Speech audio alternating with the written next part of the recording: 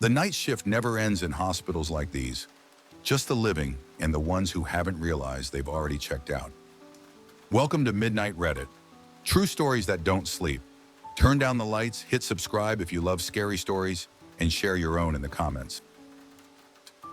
I've worked in healthcare for over 20 years, and I've seen things that still crawl behind my eyes. In the nursing home, the figure in black would flash across the hallway, and within 24 hours, someone would pass. Another would follow soon after.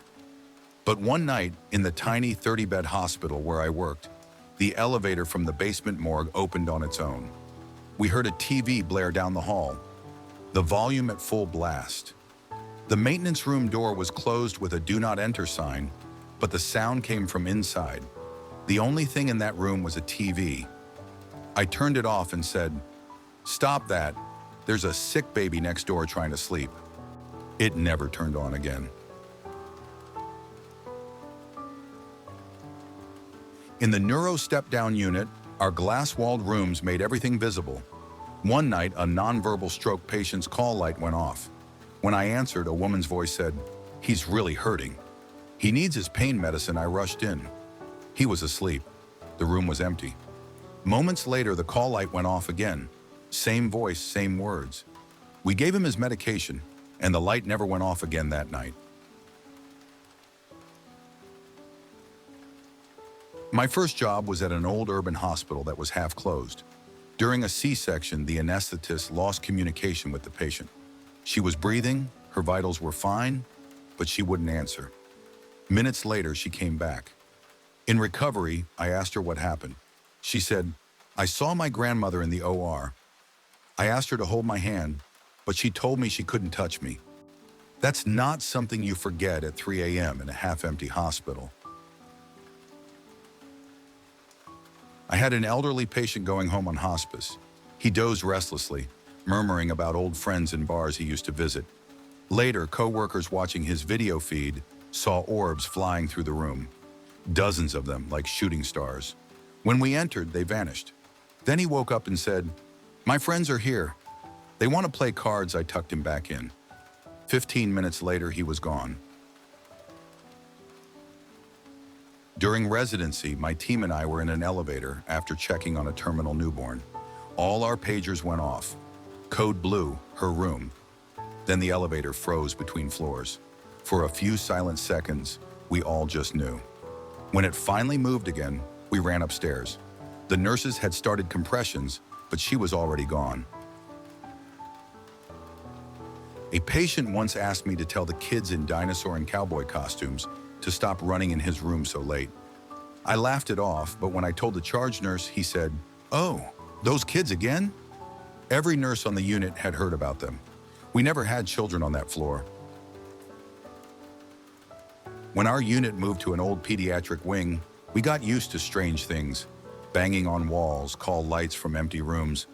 And one night, a new patient screaming that a man was sitting in her chair. She described him exactly like the man who died there the week before.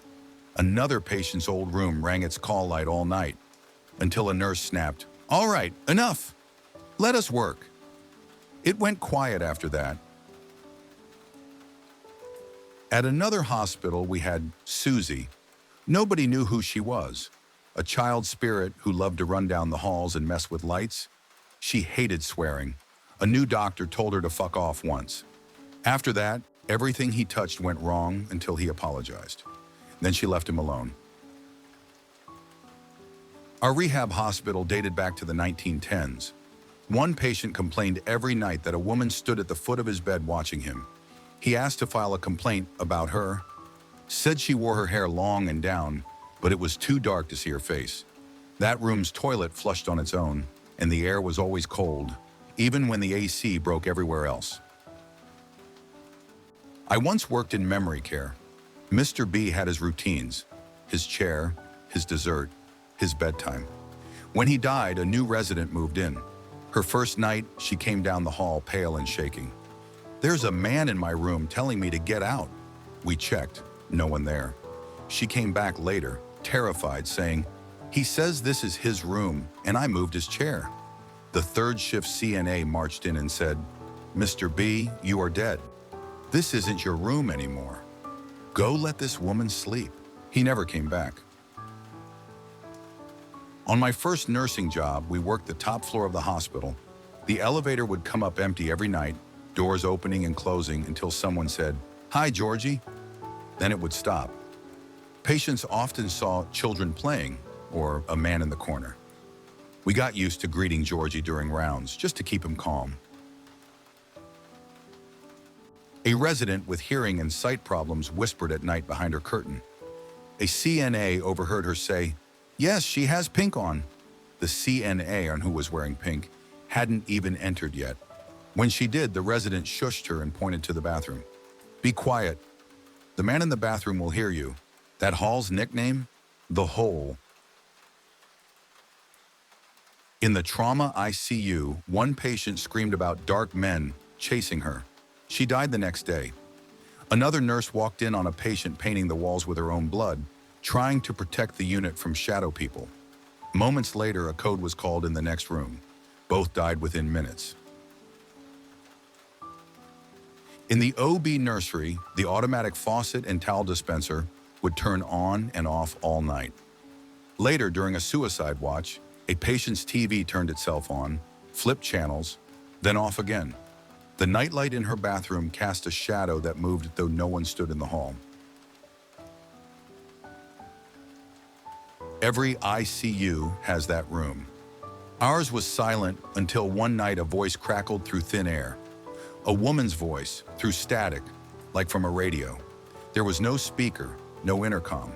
The sound came again, louder. I opened the windows like the senior nurse said, to air out the juju. It never happened again. I work now in a psych hospital built 150 years ago.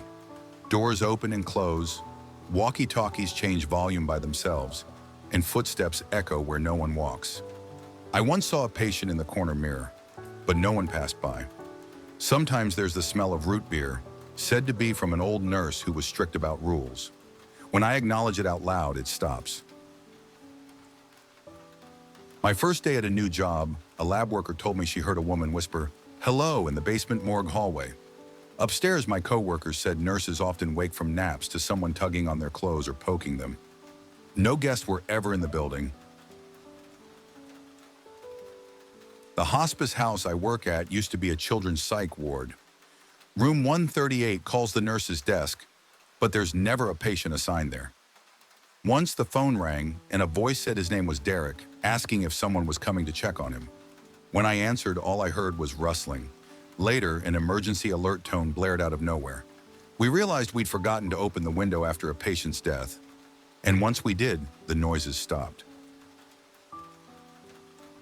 In the ICU one night, a patient had already been taken to the morgue, the room cleaned, everything powered down. Suddenly, the monitor at the nurse's station started showing VTAC from that room. It happened 3 times. The last time I went in and said, "Sir, it's 11 p.m., please stop." The alarm silenced itself and never went off again. And once, in an old forensic hospital, 3 nurses and I saw a heavy steel door slam shut on its own. A shadow moved past the window, a person's silhouette. But the room was empty. The patient count was correct. Nothing else in that building could move those doors. I stopped being a skeptic that night. Hospitals are where life starts and ends, but sometimes the endings forget to leave. Midnight fades, but the stories don't. See you next time on Midnight Reddit.